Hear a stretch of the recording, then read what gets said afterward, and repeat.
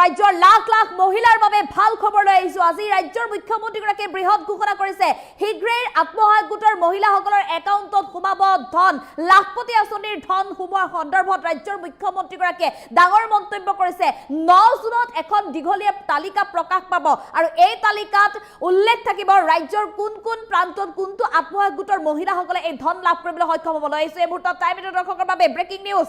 ৰাজ্যৰ মহিলাসকলৰ বাবে এয়া ভাল খবৰ আহি পৰিছে। আত্মসহায়ক গোটৰ লাখ লাখ মহিলাৰ বাবে ডাঙৰ খবৰ। কোনে কোনে এইবাৰ আত্মসহায়ক গোটৰ মহিলাই লাখপতি আঁচনিৰ ধন লাভ কৰিবলৈ সক্ষম হ'ব। 9 জুন তাৰিখে প্ৰকাশ পাব ধন লাভৰ জিলা ভিত্তিক তালিকা। জিলাই জিলাই সমষ্টিয়ে তালিকা মুকলি কৰিব ৰাজ্য চৰকাৰৰ তৰফৰ পৰা। প্ৰতিখন জিলাৰ লাখপতি বাইদেৱে শীঘ্ৰেই লাভ কৰিব 10,000কৈ টকা। মুখ্যমন্ত্ৰী উদ্যমিতা আঁচনিৰ অধীনত লাভ কৰিব প্ৰথম কিস্তিৰ ধন। আৰু ইয়াৰ ৰাজ্যৰ মহিলাসকলৰ বাবে ভাল খবৰ আহি পৰিছে। 126টা সমষ্টিতে বিশেষ সভাৰ জৰিয়তে লাভ কৰিব এই ধন। ৰাজ্যৰ মুখ্যমন্ত্ৰীগৰাকীয়ে বৃহৎ ঘোষণা কৰিছে ইতিমধ্যে ফেচবুক লাইভ যোগে। মুখ্যমন্ত্ৰী ডক্টৰ হিমন্ত বিশ্ব শৰ্মাৰ ডাঙৰ ঘোষণা আমি পুনৰ জনাইছো। আত্মসহায়ক গোটৰ লাখ লাখ মহিলাৰ বাবে ডাঙৰ খবৰ। প্ৰতিগৰাকী মহিলাই আশা কৰি আছিল যে তেওঁলোকে লাখপতি আঁচনিৰ ধন কেতিয়া লাভ কৰিব। ৰাজ্যৰ মুখ্যমন্ত্ৰীগৰাকীয়ে ইতিমধ্যে প্ৰতিশ্ৰুতি প্ৰদান কৰিছিল আৰু সেই প্ৰতিশ্ৰুতি মতে এতিয়া কামত লাগিবলৈ সাজু হৈছে, কাম কৰিবলৈ সাজু হৈছে। কথা মতেই কাম। ৰাজ্যৰ মুখ্যমন্ত্ৰীগৰাকীয়ে বৃহৎ ঘোষণা কৰিছিল আৰু সেইমতে আজিৰ দিনটোত ৰাজ্যৰ মহিলাসকলে কেতিয়া এই ধন লাভ কৰিব সেই সন্দৰ্ভত জনাইছে মুখ্যমন্ত্ৰীগৰাকীয়ে। 9 জুনত এখন দীঘলীয়া তালিকা প্ৰকাশ পাব। 8 তাৰিখে ৰাজ্যৰ প্ৰতিখন জিলাৰ প্ৰতিটো সমষ্টিৰ বিধায়কৰ সৈতে বৈঠক অনুষ্ঠিত হ'ব আৰু বিধায়কসকলৰ সৈতে আলোচনাৰ জৰিয়তে ধন পৰ্যায়ৰ দিন ধাৰ্য কৰা হ'ব। কোন কোন প্ৰান্তত কোনদিনা ধন প্ৰদান কৰা হ'ব সেই সন্দৰ্ভত দিন ধাৰ্য কৰা হ'ব। 8 তাৰিখৰ বৈঠকৰ পিছতে 9 তাৰিখে এখন তালিকা প্ৰকাশ পাব আৰু 9 জুন তাৰিখে যিখন জিলাভিত্তিক তালিকা প্ৰকাশ পাব সেই জিলাভিত্তিক তালিকাতে অন্তৰ্ভুক্ত থাকিব প্ৰতিগৰাকী লাখপতি বাইদেউৰ নাম। যিসকলে লাখপতি আঁচনিৰ ধন লাভ কৰিব তেওঁলোকৰ নাম প্ৰকাশ পাব এই তালিকাত। প্ৰথম পৰ্যায়ত 10,000 টকা ৰাজ্যৰ মহিলাসকলক দিয়া হ'ব আৰু প্ৰতিগৰাকী মহিলাক পৰৱৰ্তী সময়ত 25,000 আৰু 50,000 টকাকৈ আগবঢ়োৱা হ'ব। এনেধৰণে এতিয়া ৰাজ্যৰ মহিলাসকলক লাখপতি বনোৱাৰ উদ্দেশ্যে ৰাজ্য চৰকাৰৰ এই লাখপতি আঁচনিৰ ধন প্ৰদানৰ বাবে সাজু হৈছে ৰাজ্য চৰকাৰ। আৰু এই সন্দৰ্ভত মুখ্যমন্ত্ৰী ডক্টৰ হিমন্ত বিশ্ব শৰ্মাৰ মন্তব্য আছে, আগবঢ়াবলৈ চেষ্টা কৰিম। মই সকলোকে কৈছিলো যে আত্মসহায়ক গোটত কাম কৰি থকা বা যোগদান কৰা বাইদেউসকলক এখন নিশ্চিত আঁচনিৰ জৰিয়তে 10,000, 25,000 আৰু 50,000 টকা আগবঢ়োৱাৰ আমি সিদ্ধান্ত লৈছোঁ। অহা 8 তাৰিখে মই অসমৰ সকলো বিধায়কক মাতিছোঁ।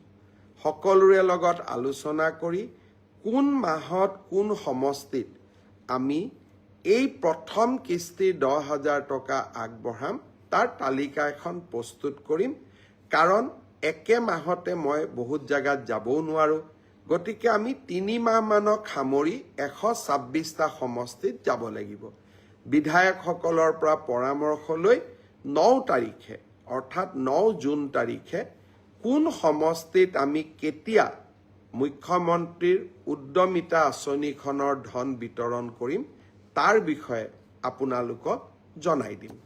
নিৰ্বাচনৰ সময়ত মই সকলোকে কৈছিলো যে আত্মসহায়ক গোটত কাম কৰি থকা বা যোগদান কৰা বাইদেউসকলক এখন নিশ্চিত আঁচনিৰ জৰিয়তে 10,000, 25,000 আৰু 50,000 টকা আগবঢ়োৱাৰ আমি সিদ্ধান্ত লৈছোঁ। অহা 8 তাৰিখে মই অসমৰ সকলো বিধায়কক মাতিছোঁ। সকলোৰে লগত আলোচনা কৰি কোন মাহত কোন সমষ্টিত আমি এই প্ৰথম কিস্তিৰ 10,000 টকা আগবঢ়াম তাৰ তালিকা এখন প্ৰস্তুত কৰিম। কাৰণ একে মাহতে মই বহুত জেগাত যাবও নোৱাৰোঁ। গতিকে আমি 3 মাহমানক সামৰি 126টা সমষ্টিত যাব লাগিব। বিধায়কসকলৰ পৰা পৰামৰ্শ লৈ 9 তাৰিখে অৰ্থাৎ 9 জুন তাৰিখে কোন সমষ্টিত আমি কেতিয়া মুখ্যমন্ত্ৰীৰ উদ্যমিতা আঁচনিখনৰ ধন বিতৰণ কৰিম তাৰ বিষয়ে আপোনালোকক জনাই দিম। নিৰ্বাচনৰ সময়ত মই সকলোকে কৈছিলো যে আত্মসহায়ক গোটত কাম কৰি থকা বা যোগদান কৰা বাইদেউসকলক এখন নিশ্চিত আঁচনিৰ জৰিয়তে 10,000, 25,000 আৰু 50,000 টকা আগবঢ়োৱাৰ আমি সিদ্ধান্ত লৈছোঁ। অহা 8 তাৰিখে মই অসমৰ সকলো বিধায়কক মাতিছোঁ। সকলোৰে লগত আলোচনা কৰি কোন মাহত কোন সমষ্টিত আমি এই প্ৰথম কিস্তিৰ 10,000 টকা আগবঢ়াম তাৰ তালিকা এখন প্ৰস্তুত কৰিম। কাৰণ একে মাহতে মই বহুত জাগাত যাবও নোৱাৰোঁ। গতিকে আমি 3 মাহমানক সামৰি 126টা সমষ্টিত যাব লাগিব। বিধায়কসকলৰ পৰা পৰামৰ্শ লৈ 9 তাৰিখে অৰ্থাৎ 9 জুন তাৰিখে কোন সমষ্টিত আমি কেতিয়া মুখ্যমন্ত্ৰীৰ উদ্যমিতা আঁচনিখনৰ ধন বিতৰণ কৰিম তাৰ বিষয়ে আপোনাৰ